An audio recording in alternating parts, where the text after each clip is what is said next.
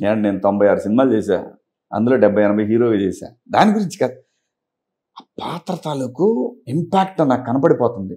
అవును.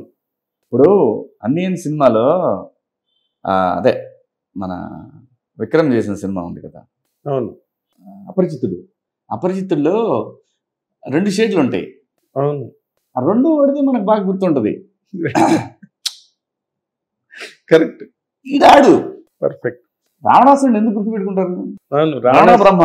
రావణ బ్రహ్మనే దుర్యోధనుడిని, రావణ బ్రహ్మనే ఎక్కువ. అలాంటిది. అసలు మీకు ఎట్లా అనిపించిందండి ప్రియదర్శి, మన హర్షవర్ధన్, మీరు అసలు ఆ కాంబినేషన్ వర్క్? హర్ష క్యారెక్టర్ కూడా అండి, యమధర్మరాజు పక్కన శకుని లాగా వండర్ఫుల్ యాక్టర్ హర్ష. బాగా పండింది ఆ క్యారెక్టర్. అవును, ఆ, వాళ్ళు నిండుగా ఉన్నాడు. రంగరావు, ఎస్ రంగరావు లాగా మంచి పర్సనాలిటీ. ఆ డైలాగ్ దర్శి కూడా చాలా సెటిల్డ్గా చేశాడు సినిమాలో, సెటిల్డ్గా చేశాడు. ఆ చట్టం ఒకటి బాగా హెల్ప్ అయింది, పాక్సో. ఎస్, డెఫినెట్గా ఒక మంచి జనానికి సినిమా ద్వారా తెలిసేటటువంటి ఒక మంచి విషయం అది, ప్రజలకి, సమాజానికి అవేర్నెస్ క్రియేట్ అయింది.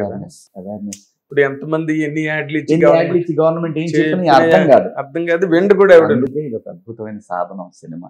అందుకే దీనికి ఎన్ని లక్షల కోట్ల మంది దీనికి అట్రాక్ట్ అయ్యేది అందుకే అండి. Exactly, correct.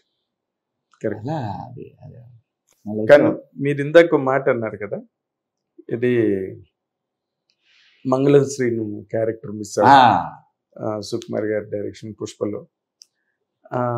అలాగా మీకు వచ్చి మిస్ అయిపోయిన క్యారెక్టర్లు ఏమైనా ఉన్నాయండి? లేవు, మీ వర్క్ వచ్చి మీరే కావాలనుకుని పెట్టుకున్నారు. నేను మిస్ అయింది, నేను ఫీల్ అయింది ఒకటి ఉంది. ఏంటది? మన నాన్నగారి సినిమా రిలీజ్ అయింది కదా, హిట్ కదా, దాని ముందుది ఆయన అన్నావా, సరిపోదా శనివారం. సార్ దాంట్లో ఎస్జే సూర్య క్యారెక్టర్ పడి ఉంటేనా పిసుక్కున్నా, చాలా క్యారెక్టర్ పడలేదురా, ఇలాంటిది పడితే అనే ఫీలింగ్ నిజంగానే. ఇప్పుడు మీరంటే నాకు అనిపిస్తుందండి, నిజంగానే మీరైతే ఇంకా నాకు లాంగ్వేజ్ అడ్వాంటేజ్ ఉంది, తొక్కిన ఆర్తీసేవాడిని క్యారెక్టర్ అది వస్తారనుకుంటున్నాం మన దర్శకులు.